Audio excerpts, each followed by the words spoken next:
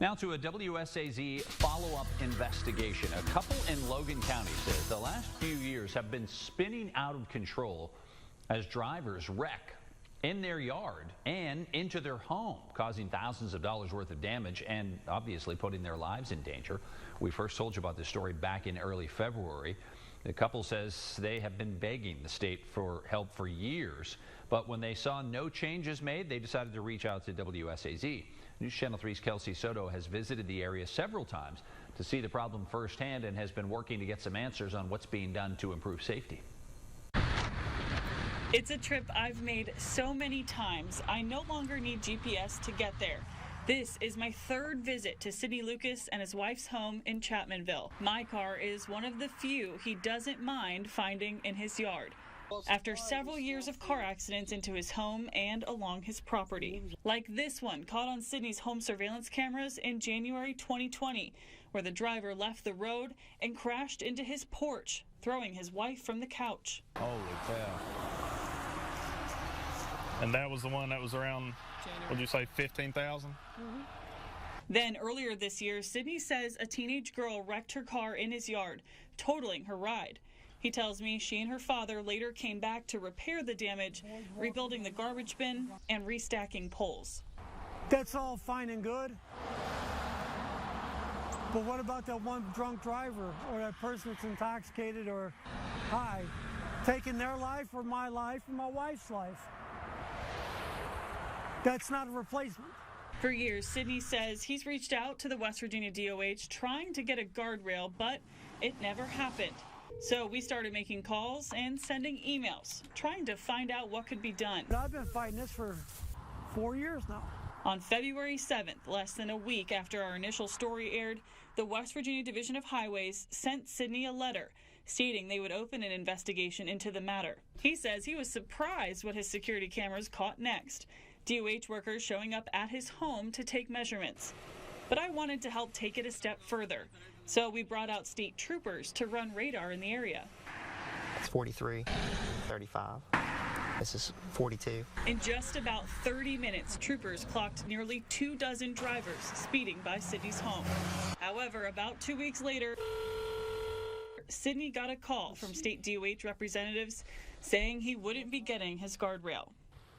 It's incomprehensible. In a letter that arrived a few days later, officials said a guardrail is not warranted at this location, citing a review and data that characterize Trace Fork Road as low speed and low traffic volume, despite what we witnessed. So we wanted to go back out at a different day, different time to test those speeds that Sidney says are so dangerous. 53 in a 30-mile-an-hour zone. Red GMC. This time I asked a Logan County Sheriff's deputy to meet us at the property. Well, we were out here for this gentleman's complaint, and he was absolutely right. There's people right around 1, 2, 3 o'clock. There's people flying through here. We stopped probably 6 or 7 cars, and every one of them, that's what I've stopped them for, is their speed. They brought a deputy sheriff out here, and they've caught 6 people speeding, written tickets, and it's more than what the DOH has done. In their letter to Sidney, the DOH also said, in reviewing the roadside departure rate for Trace Fork Road, it has a rate less than the statewide average for similar roadways. So I asked the DOH for the data used to deny the guardrail, including the roadside departure rate, which roads were used for comparison, and data that characterized that road as, quote, low speed. The DOH has never returned any of our calls. Our email went unanswered. The DOH did tell Sidney in the letter denying the guardrail that they recently installed 30-mile-an-hour signs to reaffirm to motorists the appropriate speed limit for the road. We spotted one new sign placed about a quarter mile from his house. That does not replace a guardrail. That does not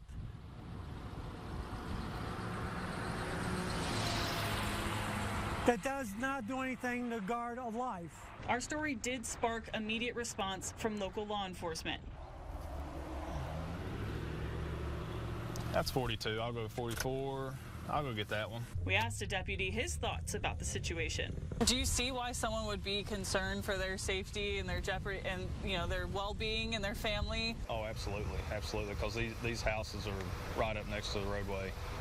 Like I was mentioning earlier, you get a vehicle coming through here and there's rain or snow or ice or anything like that, and they hit one bad section, then that can destroy a house and possibly a family. So we want to try to prevent that. Later that same day, Sidney says he watched on his surveillance video as state police came back out to the area that evening to crack down on more wayward drivers. But it's that risk that Sidney says keeps him and his wife up at night. Laws are laws. Oh, I agree. Yeah, you can bend some of them, but I would rather you write a ticket to somebody than have them lose their life or take somebody else's life. Absolutely. Thankful he's still alive to tell these stories, but fears a sign won't be enough protection. And next time, without some type of barrier, they may not be so lucky. If you're doing 54 miles an hour down through here like she was, you hit one bad spot and you're in the creek or in his house. Kelsey Soto, WSAZ News Channel 3, Chapmanville. And we will continue following up with the Lucases and law enforcement as they patrol the area to see if improvements are made. If you see something that you would like us to look into, just open up the camera app on your phone or tablet and scan the QR code that's on your screen. Now that will take you to our WSAZ Investigates page, where then you can see our other investigations and a digital form that you can fill out to send in your story ideas.